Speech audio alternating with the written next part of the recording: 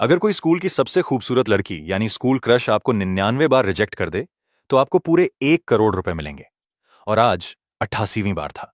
Crush से rejection मिलने के बाद मैं इतना खुश हुआ कि मैंने पूरे कॉलेज के टॉयलेट साफ कर डाले। सबको लगा कि रिजेक्शन के सदमे में मैं पागल हो गया हूं। सब मुझ पर रहम खा रहे थे, लेकिन वो बेवकूफ ये नहीं जानते थे कि अगर कॉलेज की इस सबसे खूबसूरत लड़की यानी सू सिमो ने मुझे सिर्फ एक और बार रिजेक्ट कर दिया तो मेरे पास पूरे 1 करोड़ रुपए होंगे। अब मैं बिना किसी झिझक के लड़कियों के हॉस्टल के नीचे पहुंचा, अपने घुटनों पर बैठा और पूरी ताकत से चिल्लाया, सुसिमो, मैं तुमसे प्यार करता हूं, क्या तुम मेरी गर्लफ्रेंड बनोगी? हॉस्टल के कमरे में बैठी सू सिमो ने जब यह सुना तो वो अपने होठों को चबाने लगी। न जाने वो क्या सोच रही थी। उसके पास खड़ी उसकी रूममेट ने उसे समझाया, यार मेरी मानो तो अब हां कर दो, पूरे 3 महीने हो गए हैं, बेचारा गर्मियों से लेकर सर्दियों तक रोज चिल्ला रहा है। दूसरी रूममेट बोली, हां यार, कितना सच्चा प्यार करने वाला लड़का है, अगर मैं होती तो 10-12 बार में ही मान जाती। सहेलियां आपस में बातें कर रही थीं, लेकिन सुसिमो अब भी खामोश थी। उसकी नजरें नीचे झुकी हुई थीं। सच तो यह था कि उसका दिल बहुत पहले ही पिघल चुका था। शुरुआत में उसे लगा था कि मैं भी बाकी लड़कों की तरह हूं, जो उसकी बेरुखी देखकर खुद ही पीछे हट जाएगा। लेकिन जल्द ही उसे एहसास हुआ कि मैं सबसे अलग हूं। वो चाहे कितना भी कड़वा बोले, कितनी भी बेरुखी दिखाए, मैं बस मुस्कुरा देता था और अगले दिन फिर से प्रपोज करने आ जाता था। 1 बार, 2 बार, 3 बार, और करते करते आज पूरे 99 दिन हो चुके थे। चाहे आंधी आए या तूफान, मैं बिना रुके हर रोज शाम ठीक 6 बजे अपनी ड्यूटी पर पहुंच जाता था। लेकिन उसे खुद नहीं पता था कि कब उसकी नफरत धीरे धीरे प्यार में बदल चुकी थी। कई बार उसका मन किया कि वो नीचे भाग कर आए और हां कह दे, लेकिन उसकी शराफत और संकोच उसे रोक देते थे। तभी उसकी सहेली ने टोकते हुए कहा, लड़कियों को इतना भी भाव नहीं खाना चाहिए, वरना इस दुनिया से इंसानों की नस्ल ही खत्म हो जाएगी। सुसिमो ने अपनी सहेली को घूर कर देखा, थोड़ा हिचकिचाई और फिर एक बड़ा फैसला लेते हुए बोली, बस आखिरी बार, एक और बार यानी 100वां प्रपोजल होगा। वो जैसे ही कल आएगा मैं हां कह दूंगी। और इधर नीचे भीड़ धीरे धीरे छट चुकी थी और मैं भी अपने हॉस्टल वापस आ गया था। अचानक मेरे फोन पर एक नोटिफिकेशन आया। मैंने स्क्रीन देखी तो मेरे चेहरे पर एक बड़ी सी मुस्कान तैर गई। बैंक अकाउंट में पैसे आ चुके थे। आंधी तूफान में पूरे 99 दिन तक लगातार प्रपोज करने की मेरी मेहनत आखिरकार रंग लाई थी। मेरे लिए सू सिमो आसमान की किसी परी जैसी थी और मैं तो बस एक आम इंसान था। मैंने तो कभी सपने में भी नहीं सोचा था कि वो हां कहेगी। और अब जब मेरा मिशन पूरा हो चुका था, मैंने फौरन वो सारे पैसे अपनी मां को ट्रांसफर कर दिए, क्योंकि मेरे पिता बहुत बीमार थे और अस्पताल में ऑपरेशन के लिए पैसों का इंतजार कर रहे थे। मां को एक मैसेज भेजने के बाद मैं सुकून से सो गया। अगले दिन दोपहर को मेरे रूममेट्स कॉलेज से वापस आए और मुझे हिम्मत देने लगे, आज हम सब तुम्हारे साथ चलेंगे, आखिर आज का दिन यादगार है, हम सब मिलकर वहां समा बांध देंगे। मैंने हैरान होकर पूछा, कौन सा मिशन? रूममेट बोला, अरे सुसिमो को प्रपोज करने का। क्या ये तुम्हारा रोज का काम नहीं है? आज क्यों नहीं जा रहे? ये तुम्हारा 100वां प्रपोजल है भाई। और देखो, हम तुम्हारे लिए तोहफा भी तैयार करके लाए हैं, 3 मंजिला छोटा सा केक, जिसे हम सब ने पैसे मिलाकर बेकरी वाले से अर्जेंट तैयार करवाया है। यह कहकर उन्होंने टेबल पर केक रख दिया, जिस पर क्रीम से बड़े बड़े अक्षरों में लिखा था, 100वां प्रपोजल। उन्होंने कहा, चलो जल्दी करो, ये काम निपटाओ, फिर रात को बाहर चलकर पार्टी करेंगे। सबने हामी भरी, लेकिन मैंने अपना सिर हिलाया, सीधे कांटा उठाया, केक का एक टुकड़ा काटा और अपने मुंह में ठूंसते हुए बोला, प्रपोजल? भाड़ में गया प्रपोजल, मैं नहीं जा रहा। यह सुनते ही सबके होश उड़ गए। सब एक दूसरे का मुंह देखने लगे। क्या? लाओशिया ने अभी क्या कहा? मुझे ठीक से सुनाई नहीं दिया। क्या मैंने गलत सुना? उसने कहा कि वो प्रपोज करने नहीं जा रहा? हॉस्टल के तीनों दोस्त दंग रह गए, फिर चिल्लाए, लाओशिया, आखिरकार तुम्हारी अक्ल ठिकाने आ गई। मैं तो कहता हूं बहुत पहले ही छोड़ देना चाहिए था। दुनिया इतनी बड़ी है, लड़कियां इतनी सारी हैं, एक ही पेड़ पर लटकने की क्या जरूरत है? हालांकि थोड़ा दुख है कि हमारे लाओ शिया और कॉलेज की सबसे खूबसूरत लड़की की जोड़ी नहीं बन पाई, लेकिन फिर भी हम बहुत खुश हैं। आज रात जमकर पार्टी होगी। मैंने सिर उठाकर कहा, बस करो यार। दोस्त हंसे, अरे हम तो तुम्हारे लिए खुश हो रहे हैं भाई। तुमने सिर्फ उस लड़की को खोया है जो तुमसे प्यार नहीं करती, लेकिन उसने उस इंसान को खो दिया है जो उसे अपनी जान से ज्यादा चाहता था। इसमें फायदा तुम्हारा ही है। मैं हंस पड़ा और कंप्यूटर की तरफ इशारा करते हुए बोला, आज रात जो भी पहले नशे में धुत होगा, बिल वही चुकाएगा। और इस वक्त लड़कियों के हॉस्टल के नीचे से गुजरने वाला हर शख्स कॉलेज के मेन गेट की तरफ देख रहा था। हर कोई उसी एक चेहरे का इंतजार कर रहा था। लोग आपस में बातें कर रहे थे कि वो लड़का जो हर रोज यहां प्रपोज करने आता था, वो आज अब तक क्यों नहीं आया? क्या शियायू हिम्मत हार गया और आज नहीं आएगा? एक ने कहा, ऐसा कैसे हो सकता है? पूरे 99 दिन तक टिके रहने के बाद कोई 100 का आंकड़ा पूरा किए बिना कैसे जा सकता है? थोड़ा और इंतजार करो। आज भीड़ पहले से कहीं ज्यादा थी, क्योंकि हर कोई इस 100वें प्रपोजल का गवाह बनना चाहता था। उधर हॉस्टल के ऊपर सुसिमो ने एक बेहद खूबसूरत गुलाबी रंग की ड्रेस पहन रखी थी। वो आईने के सामने खुद को देखते हुए परेशान थी कि क्या ये ड्रेस कुछ ज्यादा ही बचकानी है, कहीं शियायू को ये नापसंद तो नहीं आएगी। उसकी सहेली बोली, हमारी कॉलेज की टॉपर मैडम, आप 7-8 ड्रेस बदल चुकी हैं। भरोसा रखिए, वो आपसे प्यार करता है, आपके कपड़ों से नहीं। सुसिमो का चेहरा शर्म से लाल हो गया। तुम ठीक कह रही हो, सहेली ने आगे कहा। जैसे ही वो आएगा, हम पहले ही उसके दिल की बात जान लेंगे कि उसे किस तरह के कपड़े पसंद हैं। फिर तुम वही पहनकर बाहर जाना, वो तो खुशी के मारे पागल ही हो जाएगा। बस यही तय रहा। तभी अचानक सुसिमो चौंक गई। अभी क्या समय हुआ है? सहेली बोली, 6:30। उसने खिड़की के बाहर देखा और उसकी भवें तन गईं। 6:30 बज गए, पर अभी तक उसकी आवाज क्यों नहीं सुनाई दी? हाँ यार, 6:30 हो गए। शियायू अभी तक क्यों नहीं आया? वो तो हमेशा ठीक 6 बजे आ जाता था। हो सकता है वो किसी काम में फंस गया हो, या फिर इस बार का तोहफा कुछ ज्यादा ही खास हो जिसे तैयार करने में वक्त लग रहा हो। सुसिमो के चेहरे पर चिंता की लकीरें उभर आईं। कहीं उसके साथ कोई अनहोनी तो नहीं हो गई? उसकी रूममेट हंसी। अरे मेरी मालकिन, उसे क्या होगा? वो कॉलेज में ही है, अभी तुम दोनों का पैचअप हुआ भी नहीं है और तुम इतनी फिक्रमंद हो रही हो। सुसिमो का चेहरा शर्म से लाल हो गया। सच कहूं तो शायद मुझे बहुत पहले ही शियायू से प्यार हो गया था। शायद उसकी इसी जिद और कभी न हार मानने वाली आदत ने मेरे दिल को छू लिया। मुझे लगता है कि वो बाकी लड़कों जैसा नहीं है, इसलिए मैंने तय किया है कि मैं इस बार उसे एक मौका दूंगी। कम से कम उसके इतने दिनों के प्यार का अपमान तो नहीं होगा। सुसिमो की बातें सुनकर उसकी सहेलियों की आंखों में भी जलन और तारीफ के भाव आ गए। बिना रुके 99 दिन तक प्रपोज करना, भला ऐसी किस्मत किसकी होती है? अगर कोई लड़का उन्हें 30 या 20 बार भी प्रपोज कर देता तो वो कब की मान चुकी होती। समय एक एक पल करके बीत रहा था। नीचे खड़ी भीड़ अब छटने लगी थी, लेकिन वो लड़का अब तक नहीं आया था। हॉस्टल के कमरे में लड़कियां हैरान थीं। क्या शियायू सच में आज नहीं आएगा? वो तो हमेशा वक्त का पाबंद था। सुसिमो का दिल भी घबराहट से बैठ रहा था, लेकिन उसने ऊपर से खुद को शांत दिखाते हुए कहा, वो जरूर आएगा। पर अंदर से उसका दिल जोरों से धड़क रहा था। अब 7:30 बज चुके थे, यानी रोजाना के वक्त से 1.5 घंटा ज्यादा। अब सहेलियों के सब्र का बांध भी टूट गया और सबके चेहरों पर चिंता साफ दिखने लगी। क्या शियायू सच में नहीं आएगा? सुसिमो को इस बात पर यकीन नहीं हो रहा था। उसने खुद को दिलासा देते हुए कहा, ऐसा कैसे हो सकता है? पक्का कोई जरूरी काम आ गया होगा, या हो सकता है वो सो गया हो। तभी वो अचानक अपनी जगह से खड़ी हो गई। उसका चेहरा गुस्से और घबराहट से भरा था। ऐसा नहीं हो सकता, इतनी बड़ी बात को वो कैसे भूल सकता है? हॉस्टल की तीनों लड़कियां एक दूसरे का मुंह देखने लगीं। उन्होंने सुसिमो को कभी इस रूप में नहीं देखा था। सुसिमो हमेशा एक शांत और शालीन लड़की रही थी, जिसके सामने कितनी भी बड़ी मुसीबत आ जाए उसके चेहरे के भाव नहीं बदलते थे। फिर आज वो अपने जज्बातों पर काबू क्यों खो रही थी? सुसिमो को भी एहसास हुआ कि वो कुछ ज्यादा ही भड़क गई है। वो वापस अपनी कुर्सी पर बैठी, एक लंबी सांस ली और बुदबुदाई, नहीं, वो जरूर आएगा। सुसिमो को इस तरह टूटा हुआ देखकर उसकी सहेलियों ने आइडिया दिया, क्यों ना हम शियायू को फोन करके पूछ लें? हाँ, ये सही रहेगा, जल्दी से फोन मिलाओ। लेकिन दिक्कत यह थी कि उनमें से किसी के पास भी शियायू का नंबर नहीं था। सहेली बोली, रुको, मैं उसके डिपार्टमेंट के किसी स्टूडेंट से पता करती हूं कि क्या उसका नंबर मिल सकता है। अगले 10 मिनट तक काफी हाथ पैर मारने के बाद आखिरकार उन्हें शियायू का नंबर मिल गया। उस वक्त कमरे का माहौल इतना तनावपूर्ण था कि सबकी निगाहें सिर्फ उसी फोन पर टिकी थीं जिससे कॉल की जा रही थी। लेकिन हैरान करने वाली बात यह थी कि इस बार फोन किसी ने नहीं उठाया। सुसिमो के चेहरे की उम्मीद धीरे धीरे गायब हो गई। वो एक बार फिर बेजान सी होकर कुर्सी पर बैठ गई। वो गुलाबी फ्रॉक अब भी उसकी खूबसूरती में 4 चांद लगा रही थी, लेकिन उसका चेहरा बिल्कुल उतर चुका था। फोन नहीं मिल रहा था, इसका मतलब साफ था कि कोई बड़ी गड़बड़ थी। शायद वो कॉलेज में ही नहीं था, हो सकता है किसी बेहद जरूरी काम से बाहर गया हो। सहेली ने कहा, मैंने सुना था कि उसके पिता बहुत बीमार हैं और अस्पताल में ऑपरेशन के पैसों का इंतजार कर रहे हैं। शायद वो इस वक्त अस्पताल में हो। हाँ, ये बात सच हो सकती है, मैंने भी इसके बारे में सुना था। ये सुनकर सुसिमो के चेहरे पर थोड़ी राहत आई। अगर वो अपने पिता की वजह से नहीं आ पाया तो इसे समझा जा सकता है। मैं उसे एक और मौका दूंगी। तभी अचानक एक लड़की की आवाज गूंजी, मुझे शियायू के रूममेट का नंबर मिल गया है, चलो उससे पूछते हैं। हेलो, क्या ये इकोनॉमिक्स डिपार्टमेंट के लीजी बात कर रहे हैं? हाँ, मैं ही हूं, बोलिए, क्या आपके रूम का शियायू वहां है? फोन से आवाज आई, हाँ, लाओ शिया तो हॉस्टल में ही है। क्या हुआ? ये सुनते ही कमरे के सब लोग सन्न रह गए। वो हॉस्टल में है? अगर वो हॉस्टल में ही है तो प्रपोज करने क्यों नहीं आया? उसे अंदाजा भी है कि हम सब यहां कितनी देर से इंतजार कर रहे हैं। अब सुसिमो से और बर्दाश्त नहीं हुआ।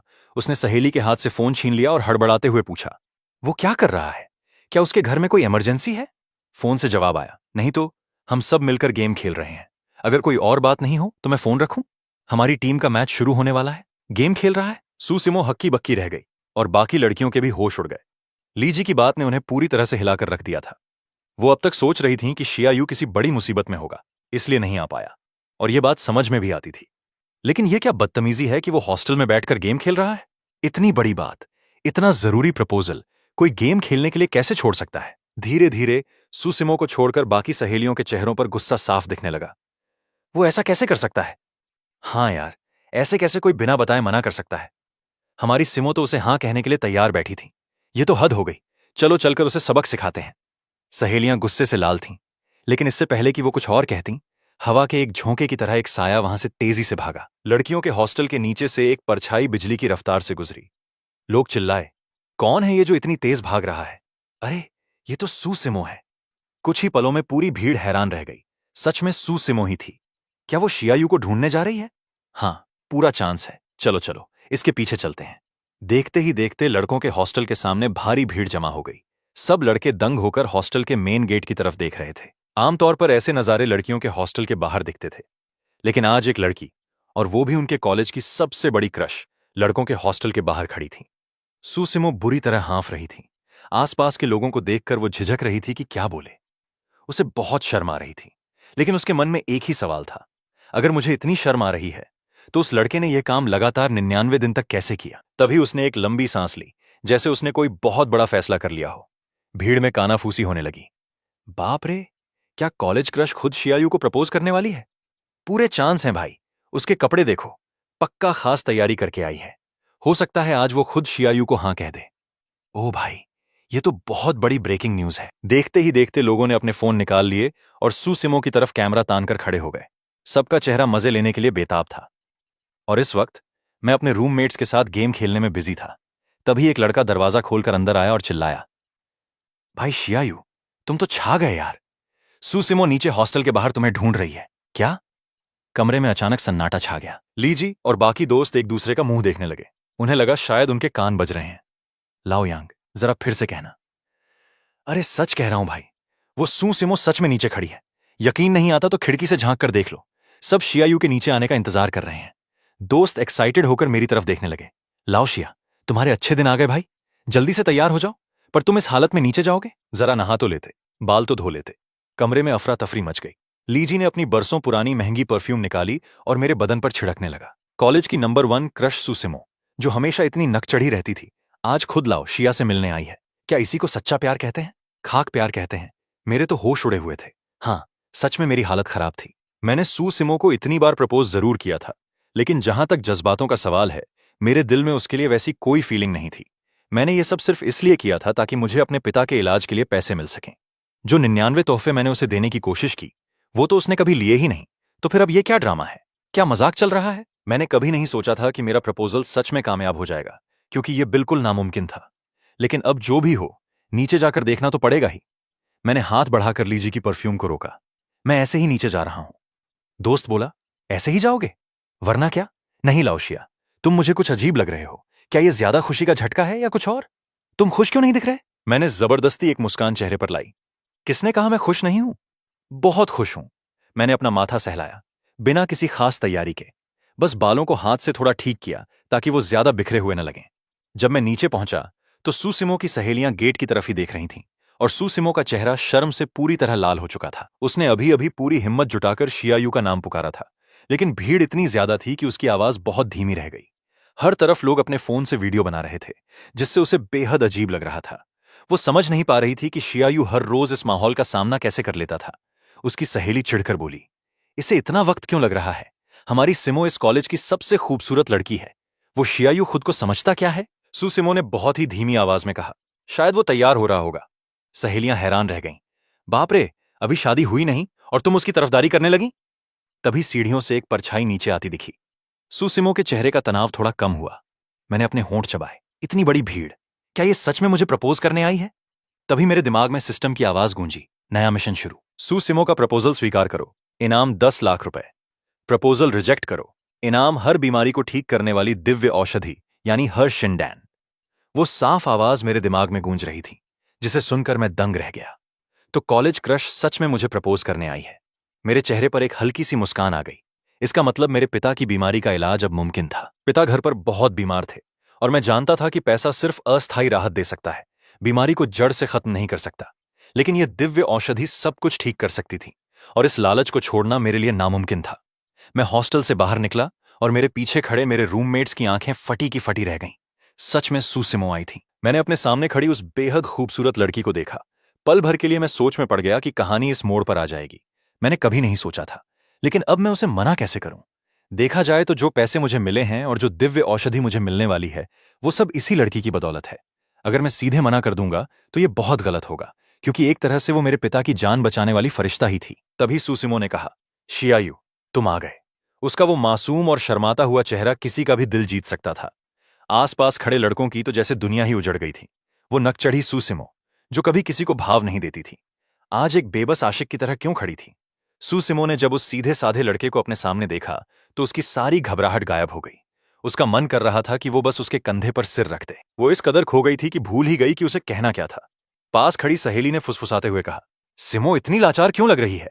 प्रपोज शियायू ने किया था, पर अब पासा बिल्कुल उल्टा पड़ चुका है। नहीं, ऐसा नहीं होने दूंगी। सहेली ने सुसिमो को पीछे किया और आगे बढ़कर मुझे घूरते हुए बोली, शियायू, ये क्या बकवास है? तुम आज सिमो को प्रपोज करने क्यों नहीं आए? इस अचानक आई आवाज ने हम दोनों को हकीकत में वापस ला दिया और वो रूमानी माहौल पल भर में गायब हो गया। इससे पहले कि मैं कुछ बोल पाता, सुसिमो संभल चुकी थी। उसका चेहरा फिर से पहले जैसा शांत हो गया था। उसे खुद समझ नहीं आ रहा था कि वो अभी किस बहाने बहक गई थी, लेकिन अब वो भी जानना चाहती थी कि मैं आज क्यों नहीं आया। उसने एक लंबी सांस ली। उसका चेहरा थोड़ा सख्त हुआ और उसने अपनी सहेली को पीछे खींचते हुए ठंडे लहजे में पूछा, शियायू, क्या तुम हार मान चुके हो? मैंने उस लड़की को देखा और राहत की सांस ली। हाँ, यही है असली नकचढ़ी सुसिमो। अभी जो मैंने देखा वो पक्का मेरा वहम था। अगर ऐसा है तो अब कोई झंझट नहीं होगा और सिस्टम का टास्क पूरा करने में भी कोई पछतावा नहीं रहेगा। ये सोचते हुए मैंने उसकी आंखों में आंखें डालकर सिर हिलाया और कहा, हाँ, मैंने हार मान ली है। मेरे इस जवाब ने वहां मौजूद पूरी भीड़ को सन्न कर दिया। सब लोग हैरान होकर मेरी तरफ देख रहे थे। उन्हें समझ नहीं आ रहा था कि जो लड़का मंजिल के इतने करीब था, उसने अचानक कदम पीछे क्यों खींच लिए। अगर आज सुसिमो खुद चलकर यहां न आती और मैं हार मान लेता तो बात समझ आती, लेकिन अब जब वो खुद यहां आ चुकी थी तो एक बेवकूफ भी समझ सकता था कि सुसिमो के दिल में भी कुछ है, खासकर उसका वो शर्माना। अगर मैं इस वक्त सिर्फ एक बार और प्रपोज कर देता तो वो तुरंत हां कह देती। लेकिन इस हार मान ली का क्या मतलब था? माहौल बिल्कुल ठंडा पड़ गया। मेरे रूममेट्स भी हैरान थे और सुसिमो की सहेलियां भी दंग थीं। सहेली चिल्लाई, क्यों शियायू, क्या तुम नहीं जानते कि अगर तुम सिर्फ एक बार और प्रपोज कर देते तो सिमो हां कर देती? इससे पहले कि वो अपनी बात पूरी करती, सुसिमो ने उसे पीछे खींच लिया। उसका चेहरा उतर चुका था, रंग उड़ गया था। उसने अपनी उखड़ती सांसों पर काबू पाने की कोशिश की और होंठ चबाते हुए पूछा, क्यों? अगर ऐसा ही था तो तुमने पहले मुझे इतनी बार प्रपोज क्यों किया? क्या उन सब प्रपोजल्स का कोई मतलब नहीं था? मैंने उसकी तरफ देखा और नरमी से कहा, तुम्हें लगता है कि मेरे उन प्रपोजल्स का कोई मतलब नहीं था? मेरी इस बात पर वो और चिढ़ गई। अब जब तुमने हार मान ली है तो जाहिर है उनका कोई मतलब नहीं रहा। मैं अचानक हंस पड़ा। अच्छा, तो ये बात है। मेरी इस हंसी को देखकर आसपास के लोग और चक्कर में पड़ गए, क्योंकि वो मुस्कान बहुत अजीब थी। क्या ये किसी टूटे हुए दिल की हंसी थी या खुद पर किया गया कोई तंज? सुसिमो भी हैरान थी कि इसका क्या मतलब है। तभी मैंने अपना सिर झुकाया और धीमी आवाज में कहा, नहीं, उनका मतलब था, क्योंकि मैं तुमसे प्यार करता था, इसलिए मैंने प्रपोज किया। चाहे वो पहली बार हो या 99वीं बार, वो सब मेरे अपने दिल की गवाही थी। जब मैंने तुम्हें पहली बार देखा था, तभी से मैं तुम्हारे प्यार में पागल हो गया था। लेकिन मुझे प्यार का कोई तजुर्बा नहीं था, क्योंकि तुम मेरी जिंदगी की पहली लड़की थी जिससे मुझे मोहब्बत हुई थी। इसलिए मैंने सबसे सीधा और सरल तरीका चुना। मुझे नहीं पता था कि तुम्हें क्या पसंद है। वो 99 प्रपोजल्स मेरे उस पहले प्यार के नाम थे। और आज ये 100वीं बार प्रपोज न करना मेरे अपने दिल को दिया गया एक सुकून है। अलविदा मेरे पहले प्यार। मेरी वो दमदार और भारी आवाज हॉस्टल के परिसर में गूंज उठी और हर एक शख्स के कान तक पहुंची। खासकर वो आखिरी शब्द सुनकर मैं खुद हैरान था कि मैंने कितना परफेक्ट डायलॉग मारा है। मैंने बेहद उदास चेहरा बनाया और अपने उन दोस्तों का हाथ खींचा जो खुद हैरान खड़े थे। चलो चलें। लीजी और बाकी सब पूरी तरह होश खो चुके थे। वो मेरी बातों से गहरे सदमे में थे। भाई, क्या कमाल का बंदा है। उधर जैसे ही हम थोड़ा दूर आए, मेरे चेहरे के वो उदास भाव गायब हो गए। तभी पीछे से एक आवाज आई, शियायू। मैं चौंक गया। फौरन अपना चेहरा फिर से बेहद गमगीन और उदास बना लिया और पीछे मुड़ा। उसने पूछा, तुम लोग कहां पीने जा रहे हो? मैंने कुछ नहीं कहा, लेकिन लीजी ने जवाब दे दिया। सुसिमो ने धीमी आवाज में कहा, ज्यादा मत पीना, सेहत के लिए अच्छा नहीं होता। मैं हैरान रह गया और बस सिर हिला दिया। ये नजारा वहां खड़े तमाशबीनों ने भी देखा और सब एक दूसरे का मुंह देखने लगे। मेरे जाने के बाद सुसिमो भी वापस लौट गई और भीड़ भी तितर बितर हो गई। लेकिन कॉलेज के ऑनलाइन फोरम पर पोस्ट्स की बाढ़ आ गई। कोई कह रहा था कि दोनों का पैचअप हो गया, तो कोई कह रहा था कि सब खत्म हो गया। आज की रात कॉलेज के फोरम पर एक बड़ा तूफान आने वाला था, क्योंकि वहां की हर वीडियो अपलोड हो चुकी थी। खैर, इस वक्त कहानी के दोनों मुख्य किरदार अलग अलग थे। एक तरफ मैं था जो बारबेक्यू स्टॉल पर मजे से कबाब उड़ा रहा था, और दूसरी तरफ सू सिमो थी जो बेहद उदास होकर अपने हॉस्टल के कमरे में बैठी थी। सू सिमो कुर्सी पर बेजान सी बैठी थी। तभी अचानक उसने अपना लैपटॉप खोला और कॉलेज का फोरम चेक करने लगी। हालांकि वो पहले कभी इस फोरम पर नहीं आई थी, लेकिन उसे पता था कि यहां शियायू के हर प्रपोजल का पूरा रिकॉर्ड मौजूद है। हाँ, एक एक छोटी से छोटी डिटेल, किस दिन उसने क्या तोहफा खरीदा, क्या बातें कहीं, सब कुछ एक टॉप पोस्ट में दर्ज था। उसने धीरे धीरे स्क्रॉल करना शुरू किया। पहले दिन मैं उसके लिए मिल्क टी लाया था, क्योंकि मैंने सुना था कि लड़कियों को मिल्क टी पसंद होती है। दूसरे दिन चॉकलेट लाया था, और 36वें दिन बेहद तेज बारिश हो रही थी। शियायू के पास छाता नहीं था, वो पूरी तरह भीग चुका था। फिर हॉस्टल की वार्डन को तरस आया और उन्होंने उसे एक छाता दिया। इन सब बातों के साथ साथ वहां वीडियो भी मौजूद थे। उसने एक वीडियो प्ले किया जिसमें मैं बारिश में भीगता हुआ हाथ में एक क्रिस्टल बॉल लिए खड़ा था, जिसके अंदर एक डॉल्फिन और ढेर सारे सितारे चमक रहे थे। वो एक एक करके सारे वीडियो देखने लगी, और देखते देखते 99वें दिन तक पहुंच गई। अचानक उसकी आंखें नम हो गईं और आंसू उसकी गालों पर बह निकले। उसे लोगों को रिजेक्ट करने की आदत थी, और यह सिर्फ दिखावा नहीं था। सच तो यह था कि बचपन से ही उसे प्रपोज करने वालों की कभी कमी नहीं रही, लेकिन इस तरह टिके रहने वाला सिर्फ मैं ही था। पर फिर भी उसे मुझे मना करने की आदत सी हो गई थी। इसका मतलब यह नहीं था कि वो मुझसे नफरत करती थी, बल्कि कई बार तो उसका खुद मन किया कि वो आगे बढ़कर मेरा प्रपोजल स्वीकार कर ले। लेकिन बाद में उसे मेरे प्रपोज करने के अंदाज से प्यार हो गया था। हर रोज ठीक 6 बजे वो अपने हेडफोन हटा देती थी और खिड़की के पास खड़ी होकर चुपचाप मेरा इंतजार करती थी। न जाने कब ये उसकी आदत बन चुका था। शायद मुझे थोड़ा पहले मान जाना चाहिए था। उसने अपनी लाल आंखें पोंछी और फोरम को आगे स्क्रॉल करने लगी। वो चाह रही थी कि कल शाम 6 बजे फिर से उसे वही जानी पहचानी आवाज सुनाई दे। उसका दिल घबराहट से भर गया। अगर इस बार 100वां प्रपोजल नहीं हुआ तो वो मेरे साथ रिश्ता कैसे शुरू करेगी। तभी उसकी सहेलियां उसके पास आ गईं। सुसिमो को इस हाल में देखकर उन्हें भी अच्छा नहीं लग रहा था। वो बोली, कमबख्त, ये क्या ड्रामा है कि 100वीं बार प्रपोज न करना खुद को दिया गया सुकून है। हमारी सिमो ने अपना सारा गुरूर छोड़ दिया, फिर भी उसे नखरे दिखाने हैं। मैं तो कहती हूं उसे भाव देना बंद करो। कुछ लड़के ऐसे ही होते हैं, थोड़ा सा मीठा क्या बोलो, वो सिर पर चढ़ जाते हैं। उसे 2 दिन तड़पने दो, देखना 100 बार क्या, वो 200 बार प्रपोज करने आएगा। ये सुनते ही सुसिमो ने अपनी सहेली को घूर कर देखा। वो वैसा नहीं है। सहेलियां भी जानती थीं कि शियायू वैसा नहीं था, वरना वो इतने दिनों तक नहीं टिकता। वो तो बस उसे दिलासा दे रही थीं। उन्होंने बेबसी से कहा, तो फिर अब तुम ही बताओ क्या करना है। सुसिमो थोड़ा हिचकिचाई, फिर अचानक खड़ी हो गई। उसकी आंखों में एक पक्का इरादा साफ दिख रहा था, जैसे उसने कोई बहुत बड़ा फैसला कर लिया हो। सहेलियां हैरान हुईं। क्या हुआ? सुसिमो ने अपनी सहेली का अलमारी खोला, जिसके अंदर एक छोटा सा माइक्रोवेव रखा था। सहेली बोली, तुम क्या करने जा रही हो? इतनी रात को कुछ पकाने का मन है क्या? लेकिन जल्द ही उन्हें बात समझ में आ गई। कुछ लड़कियां ऐसी होती हैं कि मूड खराब होने पर जमकर खाती हैं ताकि दिल बहल सके। उन्हें लगा सिमो भी यही करने वाली है। सहेली बोली, लाओ, मैं तुम्हारी मदद करती हूँ। मेरे पास तुम्हारी पसंदीदा मशरूम रखी है। दूसरी बोली, मैं वार्डन के बगीचे से कुछ सलाद के पत्ते ले आती हूँ, और कैंटीन से बीफ रोल भी जुगाड़ कर लूंगी। सहेलियों की इस तैयारी को देखकर सुसिमो हैरान रह गई। तुम लोग ये क्या कर रही हो? सहेली ने पूछा, क्या तुम हॉटपॉट नहीं बनाने जा रही? सिमो बोली, बिल्कुल नहीं। मैं तो नींबू और अदरक का सूप बनाने जा रही हूं, ताकि जब शियायू और उसके दोस्त शराब पीकर लौटें तो मैं उसे ये सूप दे सकूं और साथ ही उसे प्रपोज भी कर दूं। ये सुनकर सबके होश उड़ गए। सब फटी आंखों से सुसिमो को देखने लगे। तुम क्या कह रही हो? तुम इस कॉलेज की सबसे बड़ी क्रश हो, और तुम खुद उसके लिए सूप बनाकर हॉस्टल जाने वाली हो? तुम्हारा दिमाग तो ठीक है? उस शियायू ने तुम्हें इतना रुलाया, वो खुद तो बाहर मजे से पार्टी कर रहा है और तुम उसके लिए परेशान हो रही हो? ये कहां का इंसाफ है? सुसिमो ने सिर उठाकर शांति से कहा, तुम लोग क्या जानो कि शियायू पीने क्यों गया है? क्या लड़कों को पीने के लिए किसी बहाने की जरूरत होती है? क्या उनका रोज का काम नहीं है कबाब उड़ाना और पार्टी करना? सुसिमो ने सिर हिलाया, नहीं, आज शियायू का बर्ताव कुछ अलग था। उसने बाल भी नहीं धोए थे, कपड़े भी कल वाले ही पहने थे, और मुझे उसके पास से शराब की बू भी आ रही थी। जब मैं फोरम चेक कर रही थी तो कल की एक वीडियो में मैंने देखा कि वो कल भी पीने गया था और वहां रो रहा था। मुझे पूरा यकीन है कि वो मेरी वजह से ही पीने गया है। यह सुनकर सहेलियों को भी पूरी बात समझ में आ गई। हाँ यार, अभी जब वो नीचे आया था तो हमें भी उसके पास से शराब की गंध आई थी, और उसकी हालत भी काफी खराब लग रही थी। प्रपोजल फेल होने के दुख में वो पूरी तरह टूट चुका था और रो भी रहा था। अगर ऐसे में तुम उसके लिए सूप लेकर जा रही हो तो मैं तुम्हारे साथ हूं। सहेलियों ने जब पूरी बात समझी तो उन्होंने तुरंत उसका साथ देने का फैसला किया। लेकिन क्या तुम्हें पता है कि यह सूप बनता कैसे है? सिमो बोली, नहीं, इंटरनेट पर सर्च कर लूंगी। इधर मैं बारबेक्यू स्टॉल पर बैठा था और मुझे नहीं पता था कि हॉस्टल में क्या खिचड़ी पक रही है। आज मेरा ज्यादा पीने का कोई इरादा नहीं था। कल जो मैंने जमकर पी थी उसकी मुख्य वजह मेरे पिता की बीमारी थी, जिसके गम में मैंने खुद को डुबा दिया था। लेकिन आज हालात बदल चुके थे। मेरे पास हर बीमारी को ठीक करने वाली दिव्य औषधि थी, इसलिए मेरा दिल बिल्कुल शांत था। मैंने तय किया था कि कल कॉलेज से छुट्टी लेकर अपने होम टाउन जाऊंगा और पिता की बीमारी को हमेशा के लिए खत्म कर दूंगा। इधर हॉस्टल के बाकी तीनों दोस्त पूरी मस्ती के मूड में थे। वो बोले, सच में लाओशिया, आज तुमने कमाल कर दिया। कॉलेज की सबसे बड़ी क्रश खुद तुम्हारे पीछे भाग रही थी। लेकिन क्या तुम सच में उसे एक बार और प्रपोज नहीं करोगे? उसने इतना साफ इशारा दे दिया है, बस एक कदम और तुम सू सिमो को अपनी गर्लफ्रेंड बना लोगे। मेरी मानो तो ये खुद को सुकून देना जैसी बातें छोड़ो और प्रैक्टिकल बनो। वो सू सिमो है भाई, जिसके सपने पूरा कॉलेज देखता है। मैं बस मुस्कुरा दिया। हाँ, अफसोस तो है, लेकिन पिता की जान के सामने ये सब कुछ भी नहीं था। पर रुको, सिस्टम ने अब तक टास्क पूरा होने का नोटिफिकेशन क्यों नहीं दिया? तभी मुझे असली बात याद आई। मैंने तो कॉलेज क्रश का प्रपोजल रिजेक्ट कर दिया था ना, फिर मिशन पूरा क्यों नहीं हुआ? मैं थोड़ा चकरा गया।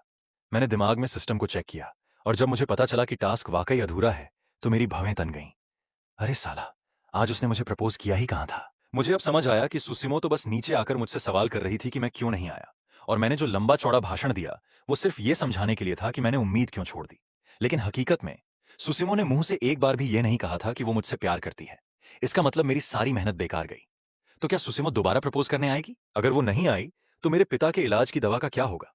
मैं खुद जाकर उसे प्रपोज करने के लिए तो नहीं कह सकता ना कि पहले तुम मुझे प्रपोज करो, फिर मैं तुम्हें लात मारूंगा। ये तो बहुत ज्यादा घटिया हरकत हो जाएगी। मामला अब सच में पेचीदा हो चुका था। और इधर मुझे अंदाजा भी नहीं था कि कॉलेज के फोरम पर इस वक्त तहलका मचा हुआ था। क्या कॉलेज की सबसे बड़ी क्रश दोबारा मेरे हॉस्टल के बाहर खड़ी है? ओ भाई, जल्दी चलो जल्दी चलो। इकोनॉमिक्स डिपार्टमेंट के लड़कों के हॉस्टल के बाहर सू सिमो फिर से आ गई है। चांदनी रात में सू सिमो की खूबसूरती कहर ढा रही थी। इस वक्त हॉस्टल की हर खिड़की से लड़के सिर बाहर निकालकर नीचे देख रहे थे। इतना ही नहीं, आसपास के बाकी लड़के भी वहां जमा हो चुके थे। मुझे यकीन नहीं हो रहा, यह सच नहीं हो सकता। पक्का मैं कोई सपना देख रहा हूं। वहां सू सिमो हाथ में एक थर्मस कप लिए खड़ी थी, जिससे गर्म सूप की खुशबू हवा में तैर रही थी। वो बार बार दूर रास्ते की तरफ देख रही थी। उसका चेहरा काफी नर्वस लग रहा था। उसकी सहेली ने मजाक उड़ाया, सिमो, तुम जिस तरह रास्ते को घूर रही हो, कहीं वहां गड्ढा ना हो जाए। सू सिमो, तुम बदल गई हो, तुम पहले ऐसी बिल्कुल नहीं थी। एक काम कर, पहले मुझे ये सूप चखने दे। आखिर तूने पहली बार कुछ बनाया है, कहीं ऐसा ना हो कि यह शियायू को पसंद ही ना आए। सिमो ने तुरंत मना कर दिया, बिल्कुल नहीं। फिर वो खुद से बुदबुदाई, सारी चीजें फ्रेश थीं, और मैंने इंटरनेट की रेसिपी के हिसाब से ही सब कुछ बनाया है, तो कोई गड़बड़ नहीं होनी चाहिए। ये कहते हुए उसका खुद मन हुआ कि वो थोड़ा चख ले, लेकिन फिर उसने खुद को रोका। अगर मैंने यहीं से सूप पी लिया तो ये तो एक तरह से जूठा सूप हो जाएगा ना। ये सोचते ही उसका चेहरा फिर से शर्म से लाल हो गया। तभी अचानक कोई चिल्लाया, शियायू आ गया। सबकी नजरें हॉस्टल की तरफ आने वाले उस इकलौते रास्ते पर टिक गईं। सच में दूर से कुछ साएं आते दिख रहे थे, जो कि मैं और मेरे दोस्त ही थे। भाई साहब, ये क्या तमाशा है? इतनी भारी भीड़ देखकर मेरे तो होश उड़ गए। क्या ये सब मेरे लिए खड़े हैं? नशे में धुत लीजी भी ये मंजर देखकर पल भर में बिल्कुल होश में आ गया। ये सब लोग यहाँ क्या कर रहे हैं? ऐसा लग रहा है जैसे हमारी तरफ ही बढ़ रहे हैं। कहीं ये सूसिमो के दीवाने तो नहीं है? आखिर अब पासा पलट चुका है और कॉलेज क्रश खुद हमारे गेट पर खड़ी है। हो सकता है ये सब गुस्से और जलन में लाओ शिया पर हमला करने आए हो। पूरा चांस है भाई। भीड़ देखकर मेरा भी नशा हिरन हो गया। अगर इतने लोग टूट पड़े तो जिंदा बचना मुश्किल होगा। लीजी ने सच्ची दोस्ती निभाते हुए तुरंत मुझसे कहा, लाओ शिया, भागो यहां से, फौरन पीछे मुड़ो और भागो। मैं भी बिना वक्त गंवाए तुरंत वहां से 9-2-11 हो गया। लीजी चिल्लाया, लाओ शिया, तुम जाओ, हम इन्हें रोकते हैं। याद रखना मेरा नाम लीजी है, तुम्हारा सबसे पक्का यार। यह कहकर वो पूरी बहादुरी के साथ भीड़ की तरफ बढ़ गया, जैसे कोई जंग का हीरो हो। साले सच्चे दोस्त। मैंने लीजी के उस जज्बाती रूप को देखा तो मेरी आंखें भी भर आईं। लेकिन जैसे ही वहां खड़े लोगों ने देखा कि शियायू भाग गया, सुसिमो का दिमाग पूरी तरह घूम गया। ये क्या हुआ? वो क्यों भाग गया? सहेलियों के चेहरे पर भी हवाइयां उड़ रही थीं और तमाशा देख रहे लोग भी हैरान थे। इस शियायू का क्या चक्कर है भाई? उसे पता भी है कि हमारी सिमो यहां कितनी देर से खड़ी है। वो ऐसे पीठ दिखाकर कैसे भाग सकता है? सुसिमो अब गहरे आत्मसंदेह में डूब चुकी थी। क्या मैं इतनी डरावनी हूं? तभी भीड़ ने लीजी को पहचान लिया और उसे चारों तरफ से घेर लिया। लीजी ने अपना चेहरा छुपाते हुए कहा, देखो भाई, पहले ही कह रहा हूं, मुंह पर मत मारना। भीड़ चिल्लाई, खाक मत मारना। शियायू कहां है? लीजी के चेहरे पर एक चालाकी भरी मुस्कान आई। वो तो भाग गया। तुम सबने देखा नहीं क्या? अगर शियायू तक पहुंचना है तो पहले मेरी लाश से गुजरना होगा। उसकी यह बात सुनकर सब लोग चकरा गए। क्या मतलब? कॉलेज क्रश को शियायू से मिलना है और इसके लिए हमें तुमसे मुकाबला करना होगा? सुसिमो के चेहरे पर अब उस नकचढ़ी क्रश का कोई भाव नहीं बचा था। उसने अपने होंठ भींचे। इस सूप को बनाने में उसने पूरा 1 घंटा लगाया था और इस चक्कर में हॉस्टल का फ्यूज भी उड़ते उड़ते बचा था। उसने गुस्से में कहा, छोड़ो, भाड़ में जाए वो, ये सूप मैं खुद ही पी लूंगी। सहेलियों ने तुरंत उसे घेरा और अपने अपने चम्मच निकाल लिए। लेकिन जैसे ही उन्होंने पहला घूंट भरा, सबके चेहरों पर दर्द के भाव आ गए। सुसिमो, तुमने इसमें कितना नमक डाला है? क्या तुम्हारे घर में नमक मुफ्त का आता है? सुसिमो ने मासूमियत से पूछा। मैंने तो रेसिपी के हिसाब से ही सिर्फ 2 चम्मच नमक डाला था। सहेली चिल्लाई, भगवान के लिए बताओ, तुमने कौन सा चम्मच इस्तेमाल किया था? सिमो ने धीरे से कहा, वो बड़ा वाला सूप का चम्मच। जब भीड़ पूरी तरह साफ हो गई, तब मैं दबे पांव वापस हॉस्टल पहुंचा। जब मुझे पता चला कि वो सब लोग सिर्फ तमाशा देखने आए थे क्योंकि सू सिमो वहां खड़ी थी, तो मेरा मन किया कि मैं लीजी को जिंदा चबा जाऊं। अगर मुझे पहले पता होता तो मैं भागता क्यों? दोस्त बोला, लाओ शिया, मेरी बात सुनो। इसमें पूरी गलती मेरी नहीं है। सुसिमो के चाहने वाले कितने हैं, ये बात तुमसे छुपी है क्या? मैंने तो बस तुम्हारी भलाई के लिए ऐसा किया था। मेरा सिर दर्द से फटा जा रहा था। पहले तो टास्क पूरा नहीं हुआ था, और इस बार साफ था कि सुसिमो प्रपोज करने ही आई थी, जिसे मैंने अपने हाथों से गंवा दिया। पता नहीं आज के बाद वो फिर कभी आएगी या नहीं। उधर लड़कियों के हॉस्टल में सुसिमो बिस्तर पर करवटें बदल रही थीं। उसे नींद नहीं आ रही थी। अचानक उसने अपनी सहेलियों से पूछा, तुम्हें क्या लगता है, क्या शियायू अब भी मुझसे प्यार करता है? सहेली छिड़कर बोली, मेरी मालकिन, रात का 1 बजने वाला है और तुम यही सवाल 8 बार पूछ चुकी हो। सिमो बोली, लेकिन उसने मुझे इतनी बार प्रपोज किया है, तो वो मुझसे प्यार करता ही होगा ना? सहेलियां समझ गईं कि कॉलेज क्रश पूरी तरह पागल हो चुकी है। सुसिमो ने अचानक पूछा, शियान, अगर कोई तुम्हें 99 बार प्रपोज करे तो तुम क्या करोगी? उसकी सहेली ली। शियान ने थोड़ा सोचा और बोली, अगर मैं होती ना, तो मैं खुद अपने गले में पट्टा बांधती और भौं भौं करते हुए उसके पीछे चल देती। आखिर 99 बार प्रपोज करना कोई छोटी बात नहीं है, और शियायू दिखने में भी काफी हैंडसम है। सुसिमो ने अचानक मुंह फुलाया और कहा, शिया, यू सिर्फ मेरा है।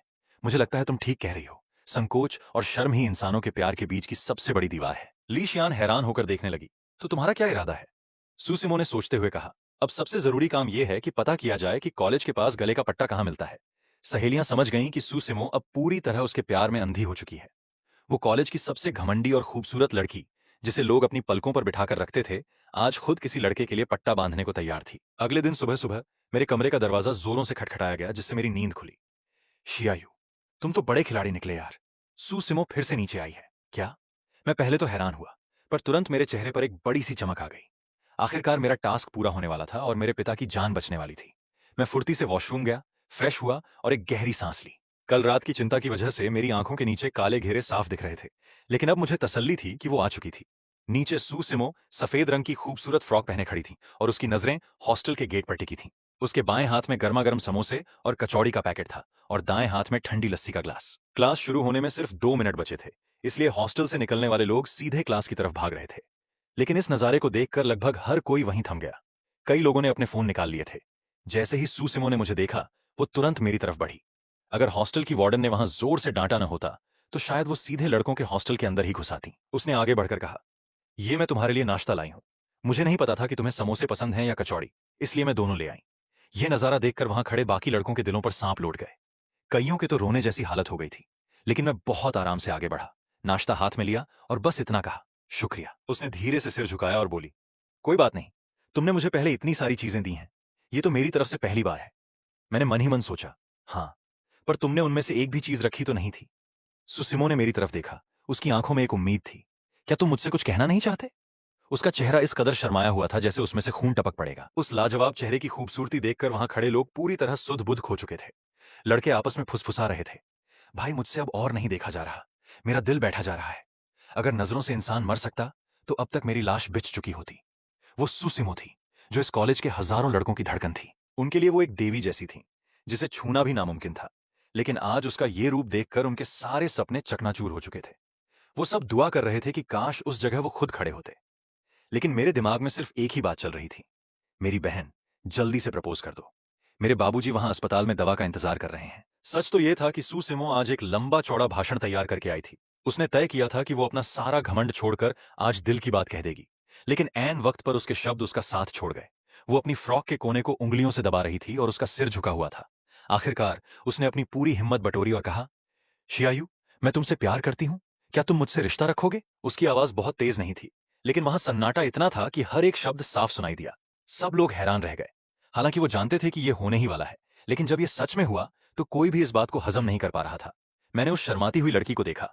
पल भर के लिए मैं भी उसकी खूबसूरती में खो गया, लेकिन मुझे अच्छे से पता था कि मेरा मकसद क्या है। पर अब मना कैसे करूं? यह एक बड़ा सिरदर्द था, क्योंकि देखा जाए तो सुसिमो ही मेरे पिता के इलाज की वजह बनने वाली थी। ऐसे में सीधे मना करना बहुत क्रूर होता। सिमो ने धीरे से कहा, तुम मुझे सिमो बुला सकते हो। उसकी वो सुरीली आवाज और वो मासूम चेहरा किसी के लिए भी ना कहना बहुत मुश्किल था। पर जो भी हो, मुझे यह कदम उठाना ही था। मैंने एक लंबी सांस ली और बेहद शांत चेहरे के साथ कहा, मुझे माफ कर दो, तुम एक बहुत अच्छी लड़की हो। मेरे ये शब्द गिरते ही वहां ऐसा सन्नाटा छा गया जैसे कोई श्मशान हो। तभी भीड़ में से किसी के मुंह से जोर से निकला, ओ भाई, ये क्या हो गया? और देखते ही देखते सब लोग यही चिल्लाने लगे। सुसिमो भी पूरी तरह हैरान रह गई। मैंने एक गहरी सांस ली। मेरा दिल भी थोड़ा भारी था। तभी दिमाग में सिस्टम की आवाज आई, मिशन पूरा हुआ, दिव्य औषधि आपके अकाउंट में आ चुकी है। लेकिन जब मैंने उस लड़की की आंखों में आंसू देखे तो मुझे सच में उसके लिए बुरा लगा। उसने कांपती आवाज में पूछा, क्यों? ऐसा क्यों किया? जब मैंने अपना सारा गुरूर छोड़कर तुम्हारे सामने दिल खोल दिया तो तुम मेरे साथ ऐसा कैसे कर सकते हो? मैंने थोड़ा रुककर भारी आवाज में कहा, मुझे माफ कर देना और इस नाश्ते के लिए शुक्रिया। सुसिमो बचपन से ही बहुत अमीर और खूबसूरत रही थी। उसे चाहने वालों की कतार हमेशा लगी रहती थी। उसने जिंदगी में कभी रिजेक्शन का स्वाद नहीं चखा था और आज न सिर्फ उसे मना किया गया था बल्कि उसके प्रपोजल को ठुकरा दिया गया था। उसका दिल बुरी तरह टूट चुका था। वो अपने आंसुओं को रोक नहीं पाई। अपने हाथों से चेहरा छुपाया और रोते हुए सीधे अपने हॉस्टल की तरफ भाग गई। पूरे कॉलेज के ग्रुप्स पर मैसेज तैरने लगे कि शियायू ने सुसिमो को फ्रेंड जोन कर दिया। शियायू पक्का पागल है। दुनिया का कोई मर्द ऐसा कैसे कर सकता है? क्लास की घंटी बज चुकी थी लेकिन किसी को भी अपनी क्लास में जाने की जल्दी नहीं थी। सब फोन पर यही बातें कर रहे थे। आज का दिन कॉलेज के इतिहास में सबसे ज्यादा बंक मारने वाला दिन बनने वाला था। सुसिमो जब रोते हुए कमरे में पहुंची तो उसकी सहेलियां अब भी बिस्तर पर थीं। लेकिन उसे इस हाल में देखकर वो तुरंत उठ खड़ी हुई। ली शियान आगे बढ़ी और बोली, क्या हुआ? क्या बात बनी? सिमो ने कुछ नहीं कहा। वो सीधे बिस्तर पर औंधे मुंह गिर गई और रोने लगी। सहेलियां दंग रह गईं। क्या सच में शियायू ने तुम्हें मना कर दिया? ये कोई मर्द कर ही नहीं सकता। क्या उसे लड़कियों में कोई दिलचस्पी नहीं है? उसने हमारी सिमो को रुलाया है। उसकी इतनी हिम्मत। आज तो वो गया काम से। ली शियान ने तुरंत फोन निकाला और ली जी को मिला दिया। उसने गुस्से में चिल्लाकर पूछा, तुम्हारा वो दोस्त शियायू खुद को समझता क्या है? क्या वो सच में सिमो से प्यार नहीं करता? ली जी ने सफाई देते हुए कहा, यार सच कहूं तो लाओ शिया खुद बहुत दुखी है। उसने खुद को वॉशरूम में बंद कर रखा है और अब तक बाहर नहीं आया। फोन लाउडस्पीकर पर था इसलिए उसकी आवाज सुसिमो के कानों तक भी पहुंच रही थी। उसने अपना रोता हुआ चेहरा ऊपर उठाया। लीजी की आवाज फिर आई, मुझे लगता है कि गलती सुसिमो की थी, लाओ शिया की नहीं। आखिर लाओ शिया ने पूरे 99 बार प्रपोज किया था।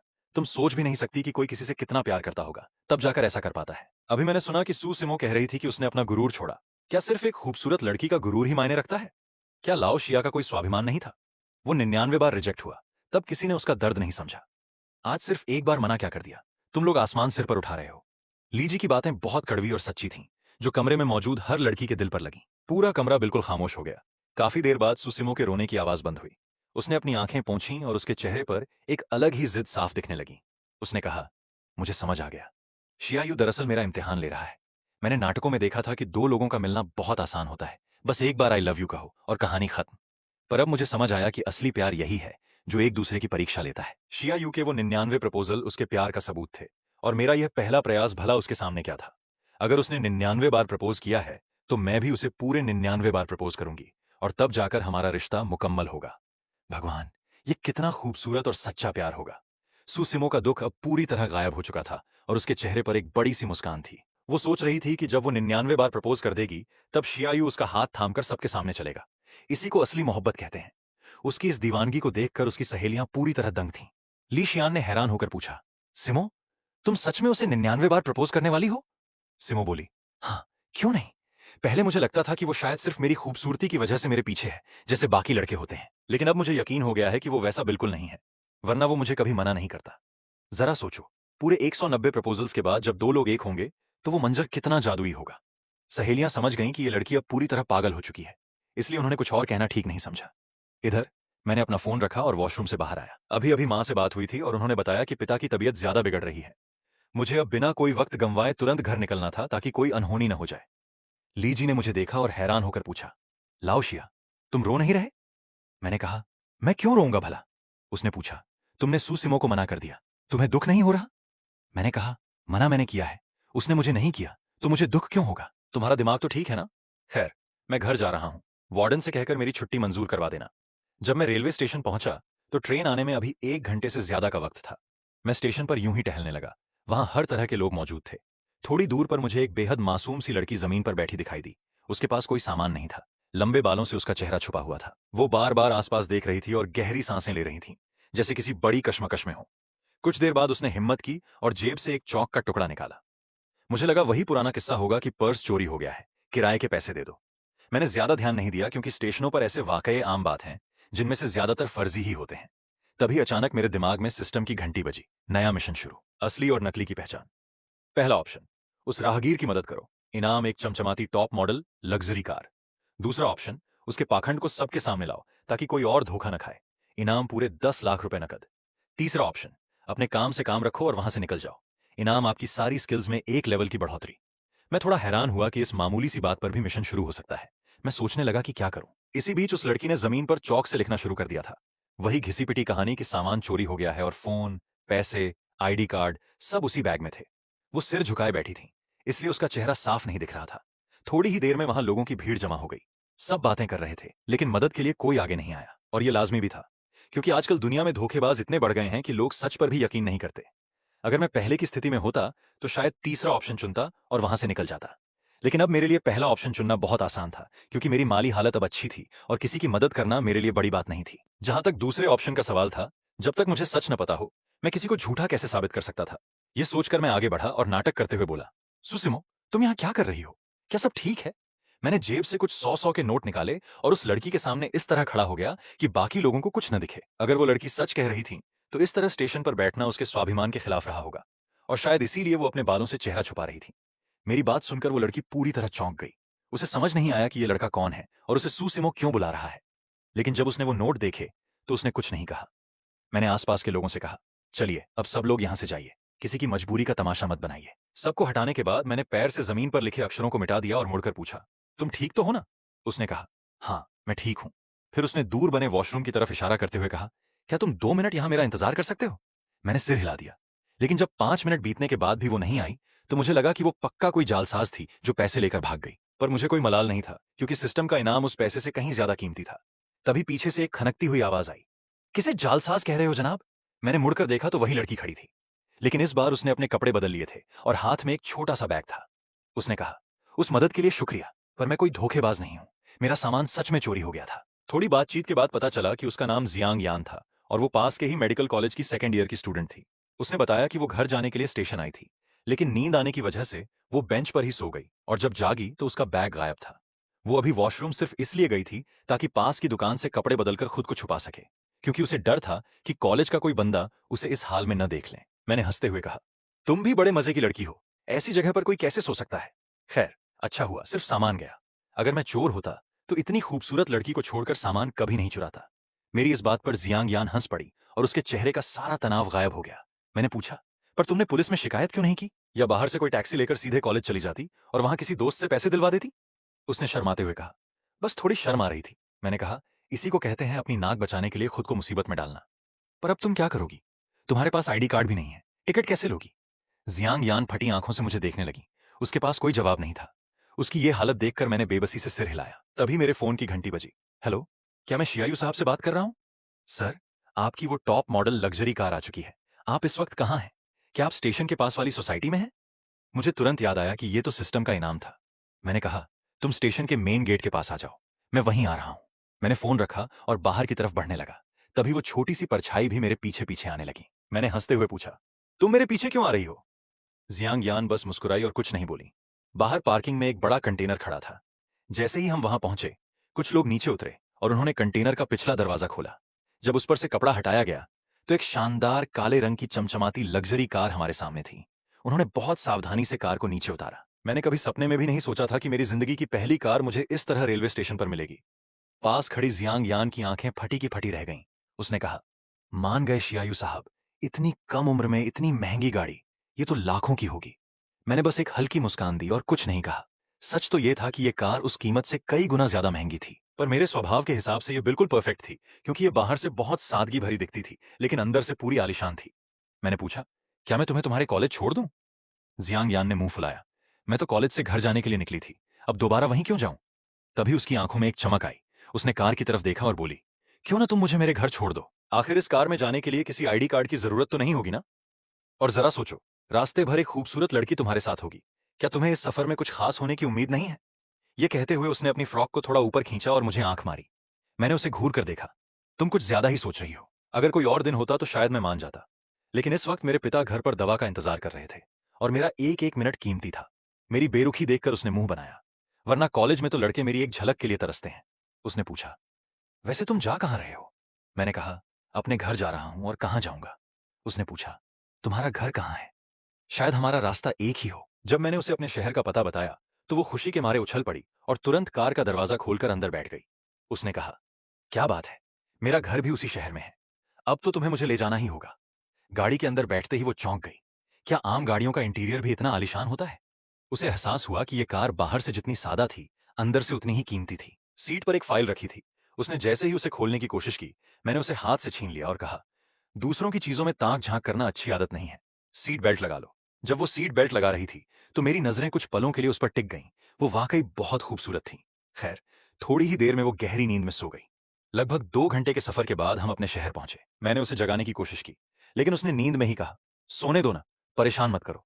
जब वो किसी तरह नहीं जागी तो मैंने गाड़ी सीधे अपने घर की तरफ मोड़ ली। दूर से ही मुझे मेरी माँ गैलरी में खड़ी दिखाई दी, जो मेरा ही इंतजार कर रही थी। इतने सालों की कड़ी मेहनत की वजह से 50 की उम्र में ही उनके चेहरे पर झुर्रियां साफ दिख रही थीं। मुझे देखते ही उनकी आंखें भर आईं। शियायू, तुम आ गए। पर तुम ये कार कहां से लाए? मैंने मुस्कुराते हुए कहा, यह मेरी अपनी कार है माँ। माँ को यकीन नहीं हो रहा था। कहीं तुमने कोई गलत काम तो नहीं किया? मैंने कहा, बिल्कुल नहीं माँ। ये सब मैंने अपने दोस्तों के साथ बिजनेस करके कमाया है। कल जो मैंने पैसे भेजे थे वो भी उसी बिजनेस के थे। अब हमारे सारे दुख खत्म हो गए हैं। माँ ने मेरे गालों को छुआ। उनकी आंखों में गर्व के आंसू थे। मेरा बेटा सच में बड़ा हो गया है। मैंने कहा, माँ चलिए अंदर चलें, मुझे पापा को देखना है। अंदर कमरे में पापा बेड पर लेटे थे। उनका चेहरा बहुत कमजोर और पीला लग रहा था। बीमारी की वजह से उनके सिर के बाल भी साफ कर दिए गए थे। 50 की उम्र में ही वो किसी बूढ़े इंसान जैसे दिख रहे थे। लेकिन जैसे ही उन्होंने मुझे देखा, उनके चेहरे पर एक बड़ी सी मुस्कान आ गई। ये देखकर मेरे आंसू रुक नहीं पाए। मैंने तुरंत जेब से वो दिव्य औषधि निकाली और उन्हें खाने को कहा। माँ और पापा ने उस चमकीली दवा को देखा और थोड़े हैरान हुए। ये क्या है शियायु? मैंने कहा, ये मेरे एक दोस्त ने दी है। उसने कहा कि ये पापा की बीमारी को जड़ से खत्म कर देगी। आप बस इसे खाकर देखिए। पापा ने थोड़ा संकोच किया, पर मेरे भरोसे पर उन्होंने वो दवा निगल ली। कुछ ही मिनटों में उनके माथे पर पसीना आने लगा और उनके चेहरे के भाव बदलने लगे। मैंने घबराकर पूछा, पापा कैसा लग रहा है? पापा ने एक राहत की सांस ली। मुझे बहुत हल्का महसूस हो रहा है। छाती का बोझ कम हो गया है और सिर का दर्द भी गायब है। यह सुनकर मां की खुशी का ठिकाना नहीं रहा। वो तुरंत उनके पास गईं और उनका पसीना पोंछने लगीं। तभी बाहर से एक जानी पहचानी आवाज आई, शियायु भाई। ये मेरे बचपन के दोस्त लूशिंग की आवाज थी। हाई स्कूल के बाद हम दोनों के रास्ते अलग हो गए थे। उसने जल्दी काम करना शुरू कर दिया था और जब भी उसे वक्त मिलता वो मेरे घर आकर मां की मदद कर देता था। मां ने कहा, लूशिंग आया है, बाहर जाकर मिलो। इस लड़के ने हमारी बहुत मदद की है। मैं बाहर आया तो देखा लूशिंग मेरी कार के चक्कर काट रहा था। उसने पूछा, भाई ये कार किसकी है? मैंने कहा, मेरी है। उसे यकीन नहीं हुआ क्योंकि वो मेरी पारिवारिक हालत अच्छे से जानता था। उसने कहा, तुम तो रातों रात अमीर हो गए यार। खैर, पापा अब बिल्कुल ठीक हैं और आराम कर रहे हैं। मैंने उससे कहा, तुमने मेरे पीछे मेरे माता पिता का बहुत ख्याल रखा है। आज रात की पार्टी मेरी तरफ से होगी। अंदर जाकर मैंने देखा कि पापा का चेहरा अब पूरी तरह से स्वस्थ लग रहा था। मां ने कहा, उन्हें भूख लगी है, मैं खाना बनाने जा रही हूं। मैंने मां से कहा, मां आप आराम करिए, मैं बाहर लूशिंग के साथ जा रहा हूं, वहीं खा लूंगा। लूशिंग ने मुझसे कहा, वैसे आज रात हमारे स्कूल के दोस्तों का एक गेट टुगेदर है, क्या तुम चलोगे? ये पार्टी ली कॉन्ग ने रखी है क्योंकि वो पिछले 4 साल से किंग शुआन को प्रपोज करने की कोशिश कर रहा है और आज वो फिर से उसे प्रपोज करने वाला है। यह सुनकर मेरी दिलचस्पी जाग गई। मैंने कहा, बिल्कुल चलेंगे भाई, तमाशा देखने का ऐसा मौका कौन छोड़ता है? लूशिंग हंसा, मैं शर्त लगाता हूं कि वो इस बार भी फेल होगा। तभी कार का दरवाजा खुला और जियांग यान बाहर आई। उसने पूछा, क्या मैं भी तुम्हारे साथ चल सकती हूं? मैंने कहा, तुम क्यों जाओगी भाई, ये हमारे स्कूल के दोस्तों की पार्टी है। उसने कहा, तुमने कभी कहानियां नहीं पढ़ी क्या? ऐसी पार्टियों में अक्सर लोग एक दूसरे को नीचा दिखाते हैं। अगर तुम मुझे अपनी गर्लफ्रेंड बनाकर ले जाओगे तो वहां सबका मुंह बंद हो जाएगा। मुझे ऐसे ड्रामे बहुत पसंद हैं। उसकी बात सुनकर हम दोनों निशब्द रह गए। खैर, आखिरकार हमें उसे साथ ले जाना ही पड़ा। हम शहर के एक मशहूर कबाब स्टॉल पर पहुंचे, जहां की डिशेस बहुत लाजमी थीं। जैसे ही हम वहां बैठे, मेरे दिमाग में फिर से सिस्टम की आवाज गूंजी, नया मिशन शुरू। इस दुकान की गुप्त रेसिपी हासिल करो, इनाम पूरे 50 लाख रुपए। मैं थोड़ा हैरान हुआ कि इस बार मिशन किसी लड़की पर नहीं, बल्कि एक दुकान की रेसिपी पर था। खैर, इस वक्त दुकान में कोई भीड़ नहीं थी और मालिक उदास बैठा था। मैंने आवाज दी तो वो होश में आया। उसने हमें पहचान लिया। उसने बताया कि जब से स्कूल यहां से शिफ्ट हुआ है और रास्ता बदला है, तब से उसका बिजनेस बिल्कुल ठप हो गया है। ऊपर से उसकी पत्नी का एक्सीडेंट हो गया था और वो अस्पताल में भर्ती थी, जिसका खर्च उठाना उसके लिए नामुमकिन हो रहा था। मैंने उससे पूछा, तो क्या आप इस दुकान को बेचना चाहते हैं? मालिक ने बेबसी से सिर हिलाया। मैंने कहा, मुझे आपकी दुकान के कबाब बहुत पसंद हैं। अगर ये बंद हो गई तो बहुत अफसोस होगा। क्यों ना आप अपनी रेसिपी मुझे 50 लाख रुपए में बेच दें? यह सुनकर मालिक और लूशिंग दोनों चौंक गए। लूशिंग ने पूछा, तुम इस रेसिपी का क्या करोगे भाई? मैंने मुस्कुराते हुए कहा, मैंने हाल ही में फूड बिजनेस में थोड़ा पैसा लगाया है, इसलिए मुझे ये चाहिए।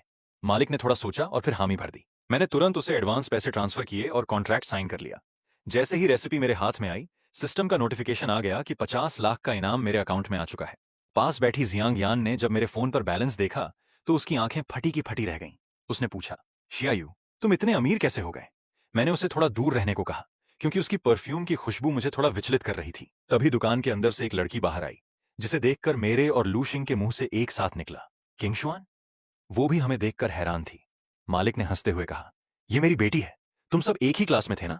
खैर, खाना खाने के बाद लू शिंग किसी काम से चला गया और शाम को मिलने का वादा किया। जियांग यान ने कार में बैठते ही मुझसे कहा, शियायू, तुम मुझे अपनी गर्लफ्रेंड क्यों नहीं बना लेते? तुम इतने अमीर जो हो। मैंने जो पानी पिया था वो बाहर आते आते बचा। मैंने कहा, तुम लड़कियां इतनी जल्दी बहक क्यों जाती हो? जरा सूसिमो से कुछ सीखो। खैर, हम शॉपिंग मॉल पहुंचे। जियांग यान ने मुझसे कहा, तुम इस तरह के कपड़ों में पार्टी में जाओगे क्या? ये बहुत अजीब लगेगा। चलो मैं तुम्हारे लिए कुछ अच्छे कपड़े चुनती हूँ।